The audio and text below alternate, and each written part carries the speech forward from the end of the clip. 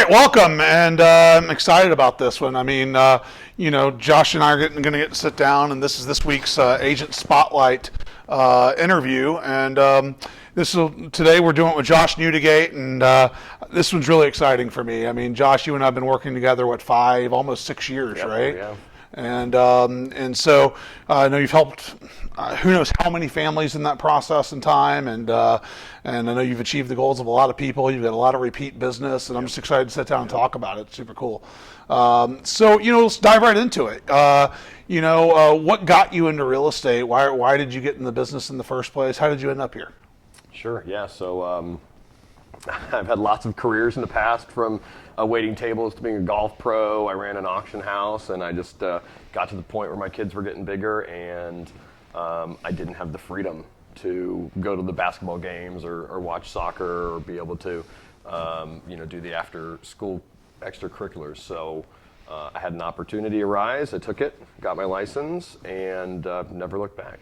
No, definitely haven't looked back. No, and just looking forward. No reason to ever look any direction else. I mean, No. you're doing so fantastic with it. It's awesome, and it's great to now to be able to say, hey, no, Saturday, I've got basketball tournament coming up. That's where I'm going to be. By the way, I do have a full-time assistant, so she can show houses while I'm doing that. Right, so you've Creates got a the lot of bases covered, opportunity. still able to take care of the client, and yet have more control over your life, which I think is the goal of a lot of people that get into the business. Yeah. And speaking of the clients, I mean, you've helped so many people over the years. I mean, you're helping help a ton of people this year. And what is it like to work with Josh as a client? How was that experience? Sure. So my goal is to achieve your goal. So if you're my client, we're going to have a conversation about what that goal is. Create a plan to achieve it, and then you're going to have my number, you're going to have my assistant's number, so there's always going to be somebody that is going to be available to have a conversation with you, usually within an hour or two. I think communication's key with the clients, and making sure that they know what's going on is huge. I think a lot of people in this industry fail.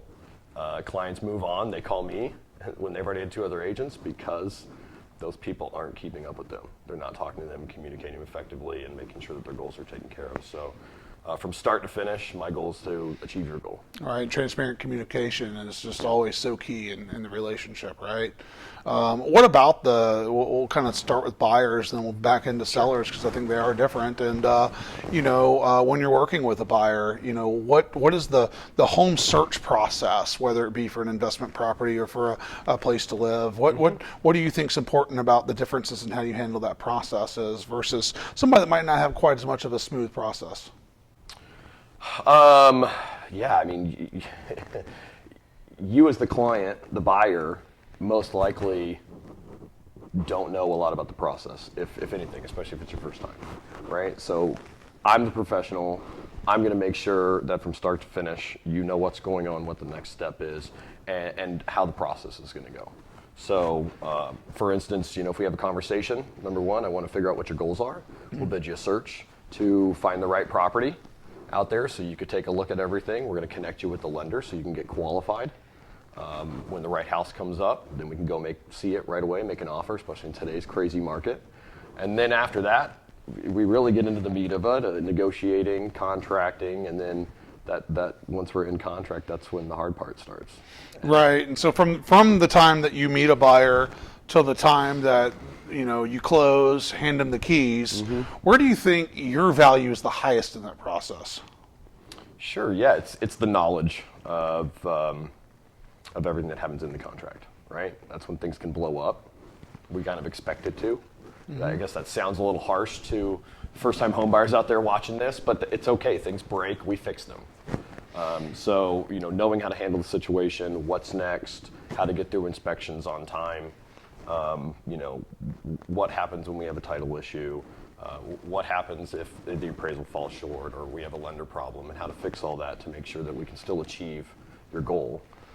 And let's say we can't. Let's say it's time to walk away. Then let's walk away and make sure you get your money back. Yeah, I think a lot of people who haven't been in the process or been on our side of the business really believe that the meat of our job is finding the property for them. And I don't think so at all, right? I mean, everybody has the internet these days. People can look at pictures, and opening a door is definitely not our value. It's the time that we open the door to the right process, the right place, till the time that they close and become owners. Right? Yeah, write the right contract, right, to win the bid. Especially, I mean, today's market. I think I've had 6 or 7 deals in the past 30 days, and 4 or 5 of them were multiple offer situations. Right. So write the right contract, create a rapport with the listing agent. Have an hour or 2 conversation with them.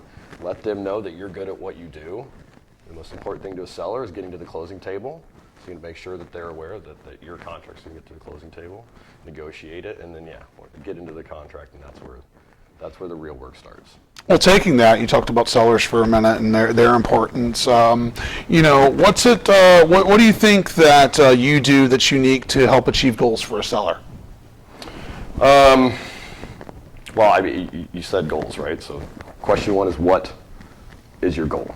Right. I mean, I think most sellers, your goal is to maximize the return on your investment, but that might not be true for everybody. Somebody may need to get their money in hand 20 days. For whatever reason it is. People have different goals, so we got to identify what's your goal. Okay, now we're gonna best achieve it. Most people want to maximize value, return on investment. So how do we do that? Well, we're gonna always bring professional marketing and photography, Matterport, which is a really cool walkthrough system where you can be in the house and look at the ceiling and the floor and go through every room. Video tours. Market it on the internet, every single place that we can.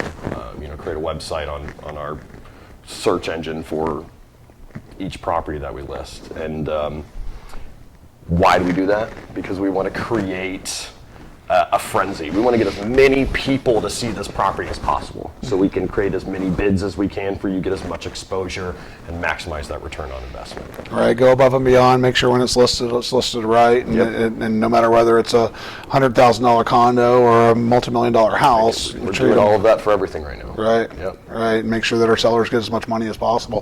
What about pricing? I think pricing. It's interesting right now. It's interesting right now, but in general, what factors do you take into play when you're looking at pricing? So the first and foremost is comparable houses, ideally sold in the same neighborhood, right? That are similar finishes inside, similar age, as similar as we can get. Great, we can look at it and go. A lot of times in the newer neighborhoods, here's your exact house. 4 houses down, this is what it sold for 2 months ago. That's a great value, right? But then you also have to look at how much inventory is out there. Maybe the house, your identical house sold for $500 next door 2 months ago, but there's nothing for sale within 2 miles. And you look at everything that's pending under contract, and they've all got under contract in a week. So now we can go, well, hey, it was worth $500 2 months ago. It might be worth $525 now. It might be worth $550. So you got to look at everything that's going on in the market, from how quickly things are moving, how much inventory is out there, what do the comps look like, how does the demand look, and factor all of that together, create a plan with the seller. Right, and as long as we remain low inventory, and the price can be a little high sometimes and still get an offer, right? If it's too high, we still don't get one. But from the time you list it and then the offer or offers start coming in, what steps are you taking to retain the seller's net sales value or net sales price and what they're going to end up in their pocket once it's already picked? Right, yeah, as we get these offers in, especially in this market, knowing that we look at what the comps are, and appraiser's not going to probably value it at what our bid is. Ideally we're looking for, we're looking, there's a lot of different ways to be creative in a contract. Right, especially from the buyer side. You can pay for the seller's closing costs. You can waive an appraisal contingency or guarantee money above appraisal. Cash deals with no appraisal on the seller side, that's our favorite. But most buyers can't do that. So, from the seller side, we want to maximize value, knowing we're probably going to run into an appraisal issue. Right. From a buyer's side, don't make that make you feel like you can't buy a house. Like, we have creative ways to win the bid on the buyer's side too, even if you can't waive the appraisal contingency.